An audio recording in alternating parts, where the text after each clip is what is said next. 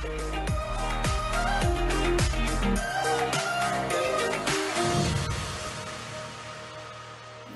a ir a la palabra. Quiero saludar a las personas que me están acompañando en esta mañana por primera vez. Bienvenidos. Sean bienvenidos a la casa del Señor. Vamos a ir al libro de Hebreos. Estamos en una gran serie, ¿cierto? Una serie poderosa en el libro de Hebreos, y hoy estamos con Hebreos capítulo 3. Hebreos capítulo 3 estamos hoy. ¿Cuántos recuerdan cómo se tituló esta serie? Ya le quedó bien. Una salvación tan grande, ¿cierto? Una salvación tan grande. Y como entrando en materia de esto, hablábamos de que si lo que había hablado Dios a través de los ángeles, de los profetas, se había cumplido, estaban en el capítulo 2, ¿cuánto más, o cómo podríamos escapar? Lo que se dice ahí, ¿cómo podríamos escapar de algo que anunció el mismo Dios hecho carne, ¿cierto? Y que también lo testificaron las personas que estuvieron con Cristo, los que lo vieron resucitado, los que vieron los milagros que él hizo, y todo lo que quedó, que inclusive quedó marcado en la historia, ¿cierto? Todo eso, de ahí partimos para hablar prácticamente estos últimos domingos de que era una salvación inmensa, de que a veces no valoramos una salvación que tenemos tan grande y que inclusive a veces nos desanimamos con el tiempo, porque tal vez dejamos de entender lo importante que es la salvación. Y hoy estamos en el capítulo 3, donde vamos a ver, hay un título ahí que dice Jesús superior ¿a quién? A Moisés. Y vamos a ver de qué trata, ¿cierto? Vamos a leer el versículo 1. Estamos en Hebreos capítulo 3, versículo 1, y vamos a ir desmenuzando esta palabra. Amén. Bien, pero vamos a leer con la dirección del Padre, el Hijo y del Espíritu Santo.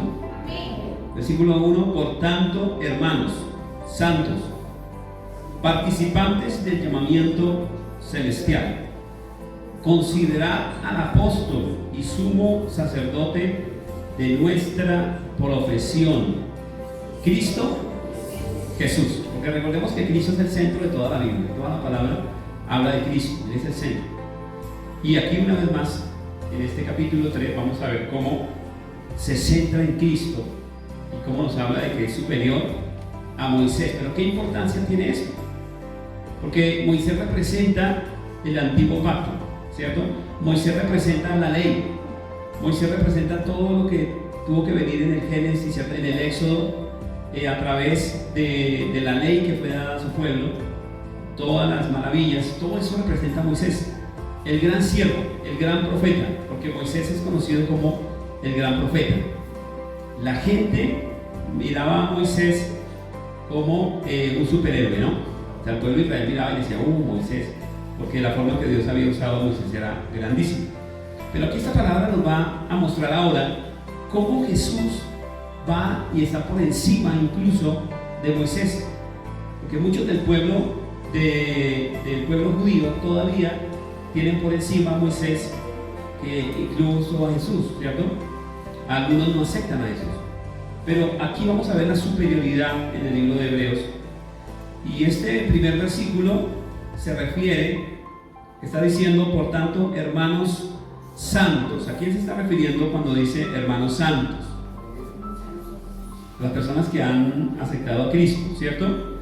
Esa palabra santos prácticamente nos da a entender que somos participantes hemos sido hechos partícipes del Señor, o sea, le correspondemos o le pertenecemos al Señor por lo que Él hizo, por lo que Él pagó. Creo que aquí estuvimos hablando de lo que era el hecho del Señor habernos redimido a nosotros, que nos compró a precio de sangre, ¿cierto? Que estábamos perdidos, pero Él pagó un precio para redimirnos a cada uno. Y en ese momento entramos a ser parte de Dios, o sea, Él es ahora el dueño de nuestras vidas. Hay un versículo que dice que vuestros cuerpos, los cuales no son vuestros, dice la palabra, ¿cierto? Los cuales no es vuestro, porque es de Dios. Usted y yo le pertenecemos a Dios, ¿cierto? Entonces empieza primero diciendo hermanos, dándonos esa pertenencia. Cuando habla de hermanos santos, está diciendo pertenecemos al Señor. Pero luego dice participantes del llamamiento celestial. Ese llamamiento celestial es, o lo podríamos también traducir como la salvación. Vamos a verlo en Filipenses capítulo 3, versículo 14, sin perder el versículo base que está aquí en Hebreos. No podemos perder la base, es Hebreos, pero usted le coloca ahí separado una cinta y va a Filipenses 3, versículo 14. Vamos a ver qué nos dice ahí. ¿Quién lo encontró? ¿Lo pueden leer? ¿Quién lo?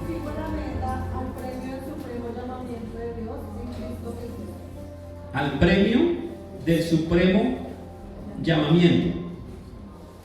¿Cuál es ese premio? La salvación. Y él dice, prosigo a la meta. O sea, sigo hacia adelante. Porque el camino de un cristiano no es quedarse a medias, no es empezar la carrera. Muchas personas piensan que la salvación es empezar la carrera, o es hacer una oración, y ya con eso. Pero el camino del cristiano, cuando hace la oración de fe, cuando empieza a conocer, hasta ahora es el principio, hasta ahora está arrancando.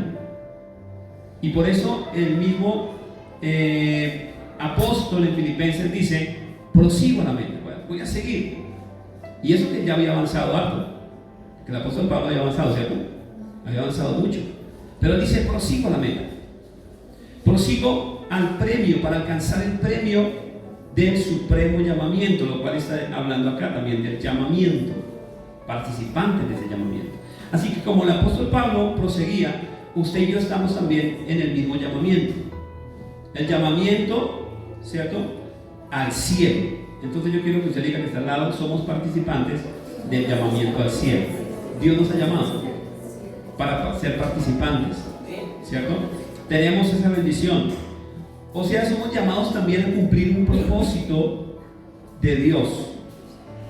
Y luego dice, considerar, o podríamos traducirlo también como tengan muy en cuenta. Consideren. Y dice, al apóstol y sumo sacerdote de nuestra profesión, Cristo Jesús. Porque es importante mencionar en ese momento tanto al apóstol como al sumo sacerdote, porque nosotros los que le hemos creído al Señor sabemos que en la palabra aparece esa máxima autoridad en ese tiempo, que era ¿quiénes? Los apóstoles, ¿cierto? Todos eran con los apóstoles, porque ellos eran los que habían quedado con ese legado que Cristo les dio. Por eso el Señor los preparó todo ese tiempo y luego los envía por muchos lugares. Muchos de ellos murieron mártires, ¿cierto? Solamente quedó Juan. Juan fue el único que murió exiliado, ¿cierto? En la isla de Edad, ¿cierto? De Pasmos, ya de Edad. Allí fue donde escribió el Apocalipsis. Pero el resto murieron esparcidos. Pero Dios los envió, los esparció por todo el lugar para que llevaran ese mensaje. En ese momento, las cartas de ellos eran lo más importante para el pueblo cristiano. Cuando ellos tenían dudas, inmediatamente las resolvían las cartas. ¿Qué dijo entonces el apóstol Pablo en esta carta? Y estas cartas son las que usted y yo tenemos. Primera, segunda de Corintios, ¿cierto? Todas estas cartas eran la respuesta a muchos interrogantes que tenía el pueblo en ese momento. Por lo tanto, cuando menciona al apóstol, cuando dice el apóstol, le está diciendo a la iglesia en ese momento, la iglesia que estaba ahí esparcida por todo lugar, le estaba diciendo Cristo, la máxima autoridad, aquel que va a solucionar todo problema, ¿cierto? Aquel que tiene la autoridad por encima de cualquier cosa, de mayor rango prácticamente. Pero entonces, ¿por qué mencionar al sumo sacerdote? Porque el sumo sacerdote, ¿qué era? Considerado el ¿qué? El más importante por el pueblo, ¿qué? Judío. Antes de llegar Cristo, el sumo sacerdote para los judíos era un rango impresionante. Recuerden que el sumo sacerdote era el que entraba al lugar ¿qué? santísimo. Y era el que tenía que llevar todo lo tenía que llevar al lugar santísimo. El pueblo esperaba, era una vez al año, ¿cierto? Afuera, a ver qué iba a pasar, porque él iba a entrar, llevando tal vez el mensaje de muchos, pero al mismo tiempo buscando que hubiera una restauración para el pueblo, un perdón para el pueblo. Así que por eso era necesario, por eso Hebreos empieza diciendo, ¿el sumo qué? Sacerdote. El sumo sacerdote. Y dice, el sumo sacerdote que es Cristo Jesús. Entonces, tengan muy en cuenta, o tengan bien claro, el mayor rango del cristiano y también del que estaba en ese momento el judío que estaba empezando a caminar ya con Cristo. Estaba diciendo, mire, él es el más importante. Y por eso hablamos de que toda la palabra habla acerca de Cristo como el más importante, como aquel único mediador entre Dios y los hombres, como aquel medio de salvación. No hay otro camino. La misma palabra de Dios lo dice en Juan 1:1, que Él vino, ¿cierto? Ese verbo se hizo carne y habitó en medio de nosotros, pero que por medio de Él fueron hechas todas las cosas, todo lo que existe. Y después dice que vino a lo suyo, a lo que Él había hecho, a lo que Él había creado, pero los suyos no le recibieron. Y luego menciona, pero a los que le recibieron, les dio el poder de ser hechos hijos de Dios. Qué bendición, ¿cierto? Por eso Hebreos empieza hablando primero de esta parte. Consideren quién es el apóstol y sumo sacerdote. Porque tal vez muchas personas todavía estaban aferradas a Moisés como el más importante. Pero ahí ya el Señor empieza a mostrar quién era el que tenía el puesto número 1. Y luego pasamos ahora sí al versículo 2. Dice el versículo 2, el cual es fiel al que le constituyó, como también lo fue Moisés en toda la casa de Dios, ¿cierto? Porque tiene que mostrar la importancia. Tanto Moisés fue importante cuando empezó ese llamado. Yo creo que muchos saben todo lo que vivió Moisés, pero Moisés también fue una persona como usted y como yo. Él fue una persona que tenía miedo. Recuerde que cuando el Señor se le aparece, Él dice, ¿por qué no mandas a otro? Y el Señor le dice, no, irás tú. Dice, no, hay otras personas que hablan mejor. No, irás tú. Y él seguía diciéndole, Señor, te equivocaste, ¿por qué no mandas al que tienes que enviar? Y el Señor le dice, no, tú eres el que he escogido. ¿Cierto? O sea, una persona muy similar a usted y a mí, con problemas, con penas, con inseguridades. Así era Moisés. Dice la palabra que él a la final estuvo diciéndole tanto al Señor esto, que el Señor le tuvo que poner ¿a quién? Al hermano. Le digo, ahí está tu hermano, entonces, hágalo, vaya con su hermano. Pero Dios quería hacer la obra con Moisés. Pero Moisés, Dios lo engrandeció, lo escogió, lo apartó, permitió que pasaran cosas grandes y lo puso en un lugar de honra y le dio la ley a través de Moisés. Inclusive cuando Moisés bajaba de hablar con Dios, su rostro resplandecía, y esto lo vamos a ver también aquí, porque aquí está todo eso. Entonces el versículo 2 dice que Él es fiel al que le constituyó. Está hablando de esa parte del Padre, pero también está hablando de esa parte del Hijo como Dios, porque recuerden que aquí está hablando de Jesús también como hombre, ¿cierto? Que tenía que haberse encarnado, que tomó esa forma. Y dice como también lo fue Moisés en toda la casa. Versículo 3, porque de tanto mayor gloria que Moisés es estimado digno cuanto tiene mayor honra que la casa el que la hizo. Está refiriéndose a que mayor es la gloria del Hijo que Moisés. Ahora, los primeros versículos están hablando de los ángeles. Y dijo, el Señor decía, ¿cómo los ángeles, aunque son grandes, ni siquiera Dios les entregó el dominio? Sino dice, se lo entregó al hombre, ¿cierto? Y aunque no le fueron sujetadas todas las cosas, luego dice, en cambio Jesús le está sujetado todo, porque la muerte la sujetó el Señor al vencer en la cruz. Hablando de que Dios era más grande que los ángeles, nos dio también a nosotros ese rango de importancia. Y ahora, hablando con respecto a Moisés, nos habla de la mayor honra que tiene el Hijo de Dios. ¿Y esto por qué tenemos que tenerlo en cuenta hoy? Porque hay muchas personas que todavía están aferradas a la ley de Moisés. Hay muchas personas que todavía están aferradas y no, ¿por qué tenemos que cumplir la cabalidad? Pero vemos cómo Jesús es el mismo cumplimiento de esa ley, pero Él viene por encima de esa ley, ¿cierto? Y da el pago del precio que teníamos que pagar nosotros. Entonces, por eso habla de mayor gloria. Si usted mira esas palabras que vemos ahí, por ejemplo, estimado, digno, dignidad. Jesús, prácticamente el creador, por eso está hablando el que hizo. Mayor honra que la casa es el que la hizo. Y la casa muchas veces habla de nosotros, pero también habla de la iglesia. Y la casa también a veces habla de las familias, de los hogares. Entonces, el que hizo la casa, dice acá, que es el que recibe mayor honra, y está hablando de Cristo. ¿El que hizo qué? La iglesia, el que nos hizo a nosotros. Por eso dice que es estimado digno, ahí en el versículo 3, para que usted lo vaya comprobando con la palabra. Ahora vamos a mirar 2 Corintios, sin perder estos versículos.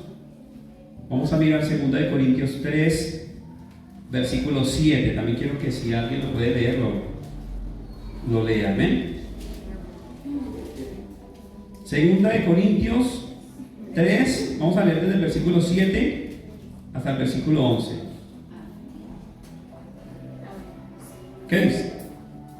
Si el misterio de muerte, grabado con letras en piedras, fue con gloria, tanto que los hijos de Israel no pudieron fijar la vista en el rostro de Moisés, a causa de la gloria de su rostro, la cual había de perecer. Mayor honra, hasta el 11. ¿Hasta el 11? ¿Ya? El 7 está ahí. 7, el 8. ¿Cómo se da más bien con gloria en el ministerio del Espíritu? Exacto. Porque si el ministerio de condenación, dice el 9, fue con gloria, mucho más abundará en gloria el ministerio de ¿qué? De justificación. Porque recuerden que la condenación era también a través de la ley, ¿no? El conocimiento de la ley comenzó a condenarlo. Pero dice, ¿cuánto más en gloria será el ministerio de justificación? Y el versículo 10 dice, porque aún lo que fue glorioso, que eso fue antes, lo que fue glorioso en ese momento, no es glorioso en este respecto en comparación con la gloria más eminente, que es Cristo, la que está más cerca, ¿cierto? Porque si lo que perece tuvo gloria, mucho más glorioso será lo que permanece. Y ahí es donde está el rostro de Moisés. Ahí donde está. Cuando él hablaba con Dios, bajaba y su rostro resplandecía. Las personas no podían mirarlo.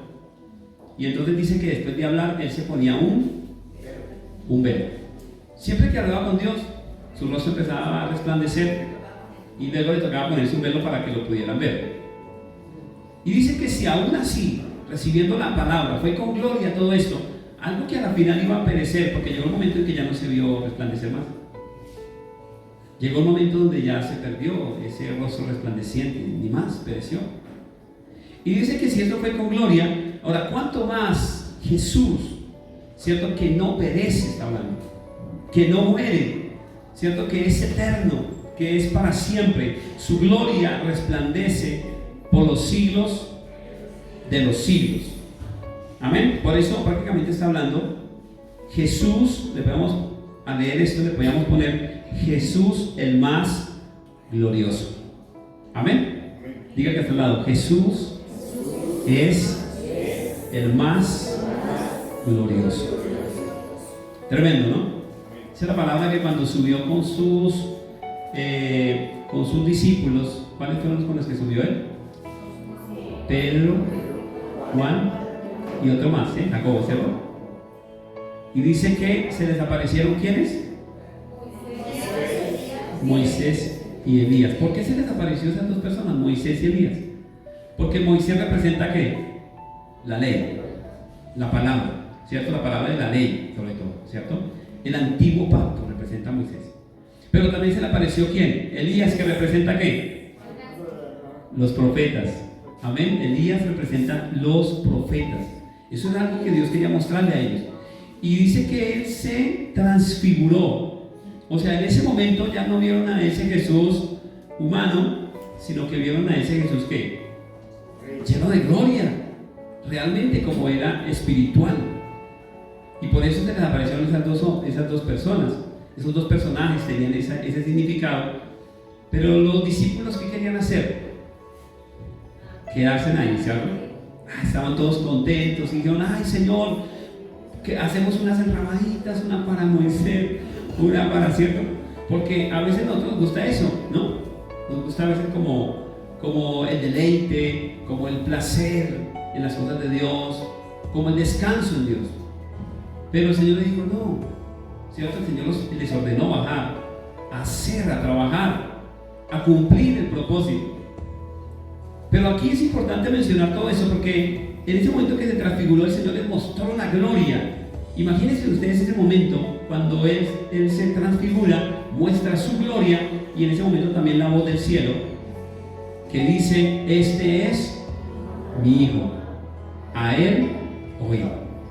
Y era porque muchas personas todavía estaban aferradas a Moisés, todavía aferradas a los profetas, pero Él era el que venía a seguir el legado y el cumplimiento de lo que tanto Moisés como los profetas habían dicho.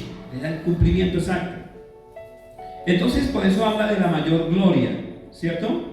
Jesús, el más glorioso. Diga conmigo: Jesús, el más glorioso. Jesús, el que abunda en gloria. Pero también Jesús, el que permanecerá. Amén. ¿El que qué? Permanecer. Porque ya llegó un momento donde ya la gente, Moisés ya no estaba por ahí. Seguían algunas cosas, la gente seguía hablando de él, ay, la ley, ¿cierto? Lo que nos dio Moisés, lo que él hizo. Pero Jesús ahora trasciende el tiempo, porque no solamente él murió, él también resucitó. Y está sentado a la diestra de ¿quién? Del Padre. Por eso, mayor honra, como decía ahí, que la casa es el hacedor, Cristo. Mayor honra que la iglesia, porque hoy en día las personas incluso honran más una iglesia que al mismo Cristo. Pero la honra es para Cristo. Vamos a seguir leyendo, vamos a volver otra vez a Hebreos, ¿cierto? Que estamos ahí. Estamos en el versículo 3, ¿cierto? Pasamos al 4, donde dice: porque toda casa es hecha por alguno, pero el que hizo todas las cosas es ¿quién? Dios, el que hizo todas las cosas. Y 5 dice: y Moisés, a la verdad, fue fiel en toda la casa de Dios. Él fue fiel, ¿cierto? Pero miren cómo fue fiel. Él dice: como siervo. ¿Cómo qué? Para testimonio de lo que se iba a decir. Pero Cristo, ¿como quién?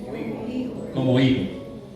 Como hijo. Cristo como hijo sobre su casa, la cual casa somos nosotros, si retenemos firme hasta el fin la confianza y el gloriarnos en la esperanza. Entonces, nótese eso tan maravilloso. Ahora vamos a ir mirando algunos versículos que nos confirman que somos hechura suya, ¿cierto? Que Él es el hacedor. Vamos a mirar Efesios capítulo 2, versículo 10. Recuerden que no podemos perder la cita principal. Efesios, a ver quién lo encontró. Porque somos hechura suya, creados en Cristo Jesús para buenas obras, las cuales Dios preparó de antemano para que anduviésemos en ellas. Una vez más, hermano. Porque somos hechura suya, creados en Cristo Jesús para buenas obras, las cuales Dios preparó de antemano para que anduviésemos en ellas. Cuando habla de hechura suya, ¿a qué se refiere? Recuerden que dice que Él nos creó todas las cosas, sin Él fueron, ¿cierto? Sin Él no estaba nada, fue hecho sin Él. Por eso aquí confirma una vez más y dice que somos hechura suya. Fuimos el diseño de Dios. Y cuando Él nos creó, dice que nos creó para buenas, o sea que las buenas obras ya están en nosotros. Porque recuerden que también la palabra de Dios dice que no es por obras la salvación, para que nadie se gloríe. ¿Cierto? Eso lo dice la Escritura. No es por obras para que nadie se gloríe. ¿Por qué? Porque las buenas obras ya están en nosotros. Cuando el Señor nos hizo con buenas obras. Por eso el Señor queremos hacerlo bueno. ¿O hay alguien acá que no quiera hacerlo bueno, que quiera hacerlo mal para ministrar? No, queremos hacerlo bueno, ¿cierto? Claro, en nuestra naturaleza humana también está a veces el pecado y eso. Pero por lo general queremos hacer el bien. En nosotros, en lo profundo de nuestro corazón, está en hacer buenas obras. Está en ayudar a la viejita a pasar la calle, ¿cierto? Está en ayudar a las familias que necesitan algo. Está en compartir la palabra y en ayudar a alguien cuando lo necesite. Eso está en nosotros. Somos creados. Dios nos diseñó para buenas obras y dice, Él preparó de antemano para que andemos en ellas. Pero este versículo sobre todo nos habla de que eso pasó porque somos hechura suya. Ese es el diseño. Amén, el diseño. Y el otro versículo está en Hebreos también, el libro que estamos leyendo, al principio, Hebreos 1:2. En estos postreros días nos ha hablado por el Hijo, a quien constituyó heredero de todo y por quien asimismo hizo el universo. Léalo ahí detenidamente. En estos postreros días nos ha hablado por el Hijo, a quien constituyó heredero de todo y por quien asimismo hizo el universo. Por quien asimismo hizo el universo. Todo lo que existe. Todo. Y nótese ese Hijo con H mayúscula, ¿cierto? Porque está hablando de Cristo. De Cristo, específicamente está hablando de Él. Y por eso está diciendo lo que hablamos al principio cuando hablamos de la salvación tan grande, de que ahora ya no hay pretexto, porque es el mismo Hijo el que vino a ese mundo. Es el mismo, ya no fue cualquier persona, sino que el mismo Hijo se tuvo que encarnar, y vino y nos trajo el mensaje, testificando las señales, testificando los prodigios, testificando todo lo que Él hizo para darnos ese mensaje tan importante. Recuerden que hasta el mismo Juan el Bautista, que había recibido la palabra, él mismo dudó. ¿Por qué? Porque somos humanos. Y él mismo dudó y dijo, pregúntenle a Jesús si Él es o esperamos otro. Y en ese momento, cuando le traen esa pregunta al Señor, dice que el Señor empezó a sanar a todos los que estaban enfermos, empezó a darle vista a los ciegos, empezó a hacer milagros y de toda clase de cosas. Y dijo, y vaya, dígale a Juan lo que acabas de ver. Los ciegos ven, ¿cierto? Los cojos, y a los pobres les es anunciado el Evangelio. Tremendo, ¿no? Porque aún hasta Juan dudaba. Claro, como humanos nosotros a veces tenemos ciertas dudas. Y Él le tocó, en ese momento, que vieran ellos mismos los milagros, las señales, todo eso, para que no quedara duda. Y de lo que Él hizo, dice que no solamente unos pocos vieron, sino que se les apareció a más de ¿cuántas personas? Más de 500. Más de 500 personas. ¿Por qué se le apareció a todos ellos? ¿Por qué no solamente a sus discípulos? ¿Por qué no solamente a sus apóstoles? Sino más de 500.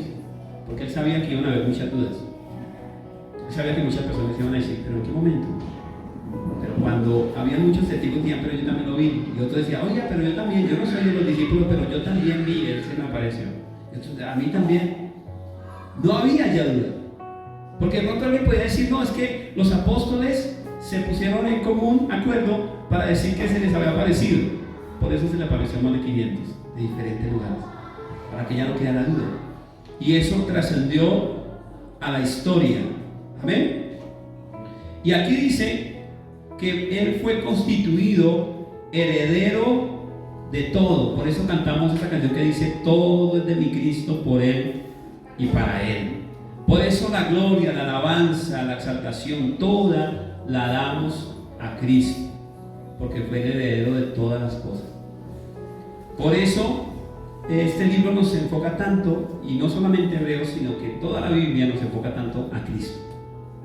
Y como estamos leyendo aquí, pues prácticamente nosotros somos hechura suya. Usted y yo fuimos hechos por Él, por eso Él nos conoce bien a nosotros.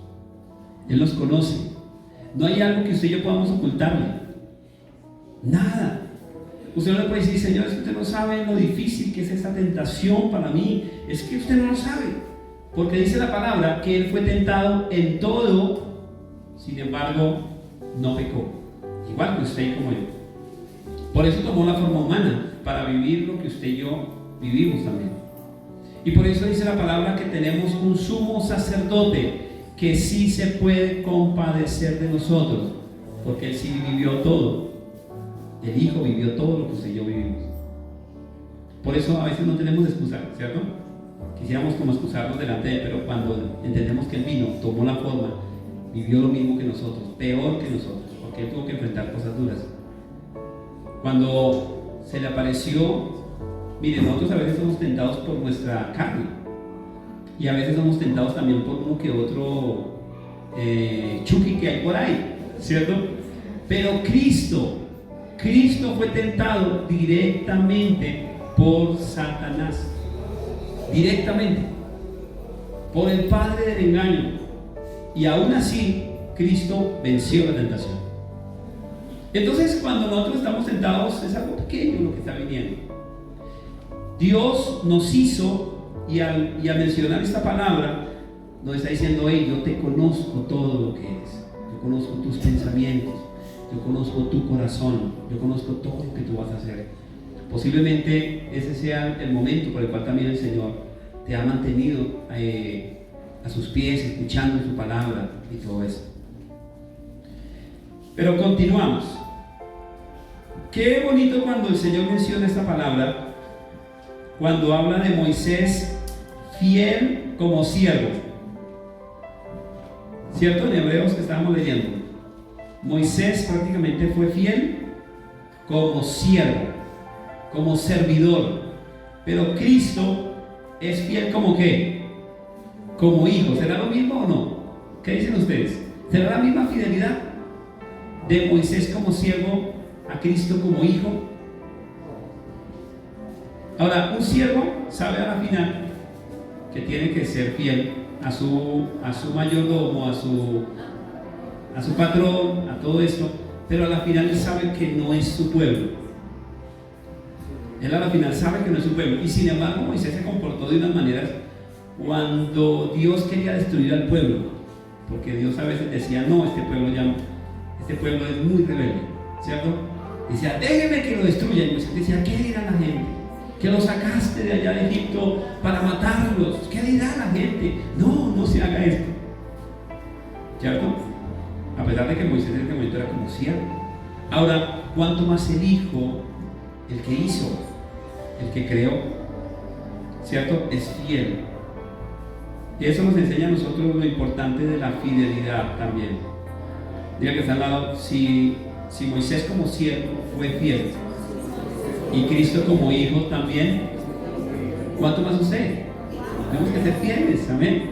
Tenemos que ser fieles a Dios, tenemos que ser fieles a esa esposa, los que tienen esposa, a ese esposo, los que tienen esposos, a esos hijos, a esos padres, a esa organización, ¿cierto? La fidelidad. Y bueno, dice ahí: Moisés a la verdad fue fiel en toda la casa de Dios como siervo, pero aquí nos dice el por qué también fue fiel. Dice: para testimonio de lo que se iba a decir, porque lo que ya Dios iba a traer, que era la ley, ¿cierto? Si él no fuera fiel, ¿cómo iba a traspasar la ley a otro, ¿cierto? A pasarla, ¿cómo iba a llevarla? Él debía ser fiel también para expresar lo que Dios le iba a decir. Tenía que ser sin mancha, tenía que tratar de esforzarse para hacerlo mejor. Era el escogido, tenía una gran responsabilidad por lo que se iba a decir, por lo que iba a quedar escrito. Él tenía que ser fiel. Por eso lo menciona en testimonio de lo que se iba a decir.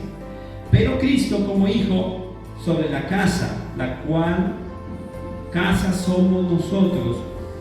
Y esta palabra es muy importante porque es la parte B de este versículo.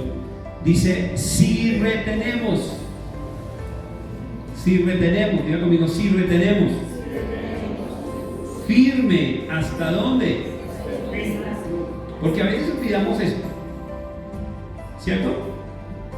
Nosotros somos la casa del Señor, nosotros somos la hechura suya, pero sí retenemos firmes hasta el fin. Amén, hasta el fin. Porque a veces pensamos que es solamente retener mientras yo hago la oración de fe, o es solamente retener mientras las cosas salen bien. En la iglesia de Dios a veces tenemos ese pensamiento y pensamos que mientras las cosas salgan bien yo voy a servirle a Dios, pero cuando las cosas no salen como esperamos, cuando las cosas no salen como tal vez alguien nos habló mal de la palabra, porque a la final no nos enseñaron bien, porque Dios dice en su palabra, tendréis aflicciones, tendréis pruebas. Amén. En la iglesia no va a ser todo color de rosas. Claro, a veces evangelizamos de esa manera. Le decimos a alguien, oye, acércate a Dios que Él puede ayudarte. Uy, la gente se lleva una imagen de que ya no va a pasar pruebas, de que ya no va a pasar. Pero cuando llega a la iglesia y se encuentra con que siguen las pruebas, con que siguen las luchas, con que siguen, hay gente que dice, uy, no, yo no vuelvo. No, desde que yo fui, eso me está yendo duro. Eso, claro, porque usted está siendo formado y hay alguien, hay un enemigo de su alma que no va a querer que usted esté salvando su alma. Y de alguna manera se va a atravesar, va a interferir. Si alguien sabe el nombre de él, uno de sus nombres es el adversario, pero no es el adversario de Dios, porque Dios no tiene adversarios. ¿Cuántos saben que Dios no tiene oponente? Dios no tiene oponente, pero en cambio Él es el adversario de nosotros, de nuestras almas. Por eso vamos a encontrar oposición, y por eso el versículo 6 dice que tenemos que retener firme hasta el fin. Y menciona algo, primero que todo la confianza, ¿cierto? La confianza. ¿A qué se refiere la confianza? La confianza. ¿Cuántos confían en Dios? ¿Ustedes imaginan los discípulos? Algunos al principio como que dudaban, pero luego veían las grandes maravillas que hacían, pero después se les olvidaba otra vez. ¿Recuerdan cuando iban en el barco, no? Y como que ya se hundía, como que ya, ¿cierto? Y se asustaron. ¿Y qué pasaba? ¿Jesús qué iba? ¿Por qué iba durmiendo Jesús? Algo le quería enseñar a ellos, ¿cierto? Pero ellos en ese momento perdieron la confianza. Ellos en ese momento comenzaron a desconfiar. Y entonces dijeron, Señor, perecemos. Y el Señor se tuvo que parar y ordenó a los vientos y a la mar a quietarse. Pero nótese cómo, a pesar de todas las vivencias, la confianza se había perdido. Es más, Pedro también había dejado de confiar cuando negó al Señor. En ese momento dejó de confiar, porque vio que Jesús había sido entregado, que lo estaban latigando, que estaban haciendo cosas, y en ese momento él sintió miedo y perdió su confianza. Y cuando le comienzan a preguntar, ¿usted es uno de ellos? Entonces él dice, no, yo no soy. Como tal vez a algunos nos ha pasado cuando nos dicen, usted también como que es cristiano, ¿cierto? O sea, yo soy simpatizante, yo no soy tan fanático, no, a veces voy por ahí. Pero aquí vemos que algo así similar pasó con Pedro. Sin embargo, esa confianza fue restaurada en el Pentecostés. Cuando descendió el Espíritu Santo en Hechos, dice que ellos comenzaron a hablar con una valentía, con una confianza en Jesús de una manera impresionante.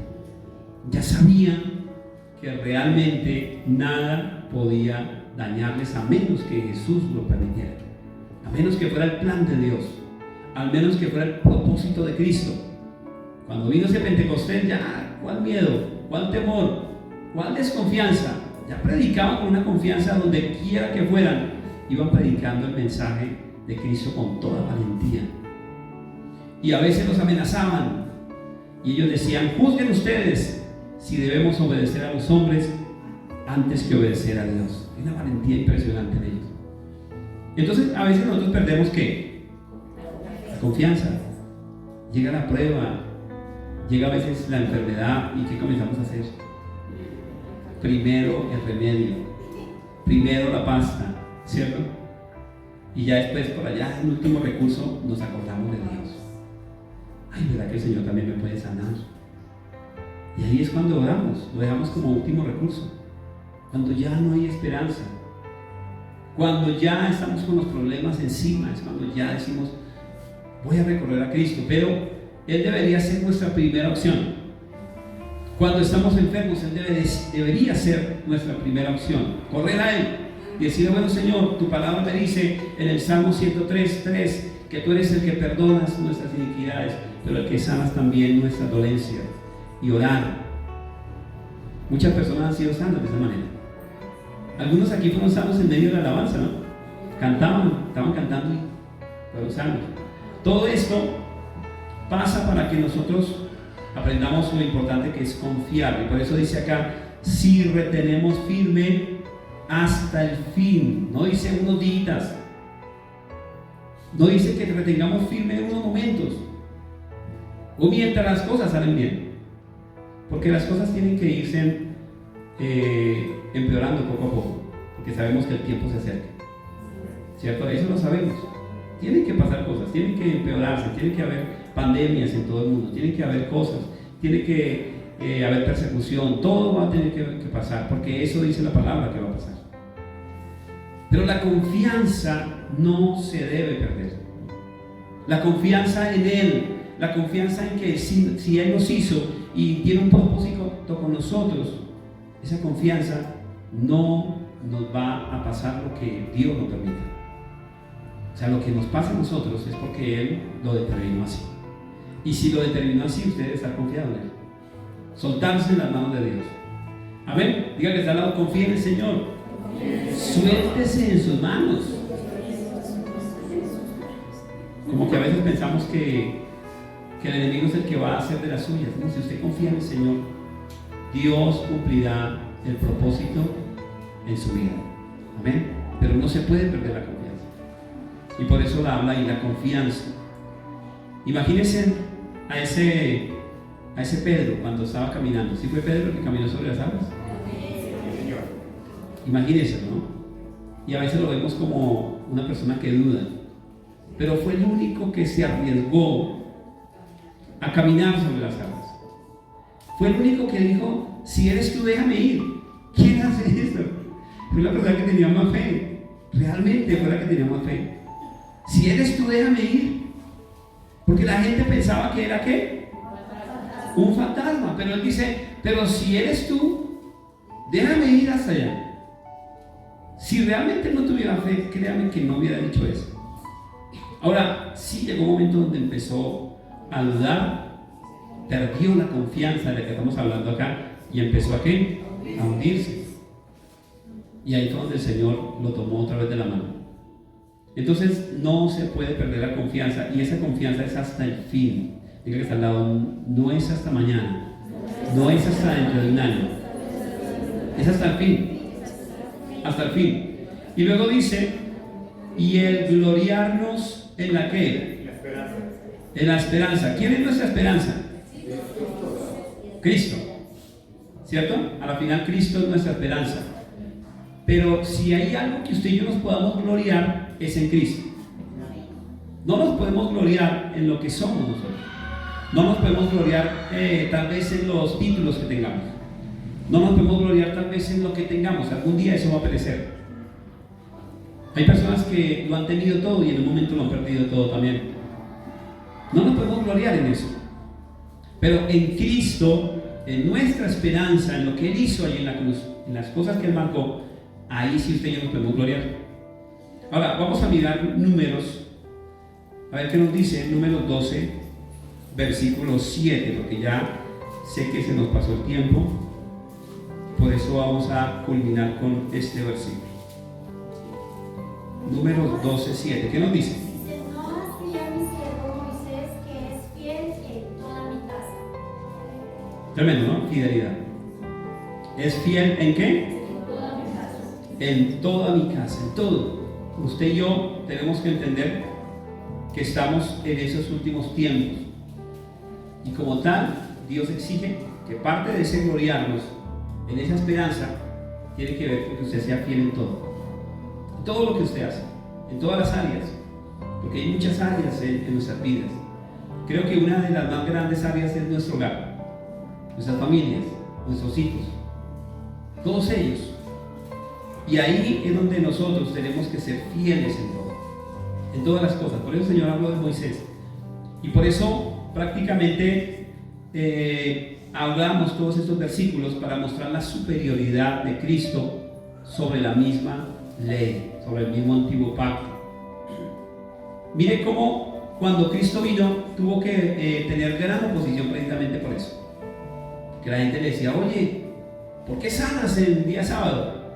Él levantaba, hacía milagros el día sábado al paralítico, y la gente se le levantó a él mismo y le decían: ¿cómo se le ocurre hacer esto el día sábado?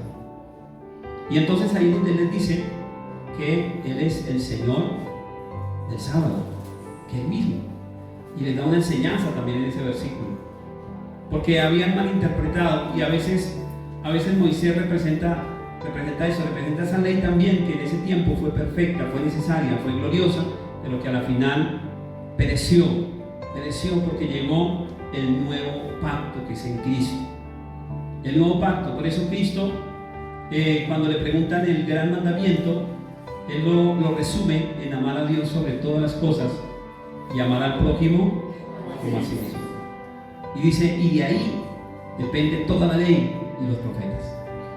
Entonces, Cristo superior a Moisés es muy importante. Habrá personas que van a tratar de llevarlo otra vez a Moisés. Habrá gente que le va a predicar y le va a decir: no, es que hay que obedecer a Moisés, hay que hacer esto, hay que hacer lo otro. Pero usted tiene que entender que el mismo Hebreo nos habla de la superioridad de Cristo. Él es el cumplimiento, Él es el dador, Él es el mismo ayer, hoy y por los siglos. Y ahí tenemos que entender que sin Él no hay nada. Hay que retener firme lo que Él hizo, porque si no fuera así, estaríamos hablando de que en vano fue lo que Él hizo en la cruz. Porque si alguien va a volver a la ley de Moisés, está diciendo que de nada sirvió lo que Cristo hizo. Amén. Pero Cristo vino a cumplir lo que la ley no pudo hacer, lo que la ley de Moisés no pudo hacer de ninguna manera. Pero Cristo vino a cumplirla y vino a dar la victoria sobre esa ley. Amén. Así que ahora es la ley de Cristo. Ahora ya no es la ley de Moisés, ahora es la ley de Cristo. Pero que sí fue necesaria la ley de Moisés para llevarnos a Cristo, porque ella fue la que profetizó sobre Cristo, ella fue la que nos llevó a Cristo. Amén. Entonces vamos a colocarnos sobre nuestros pies.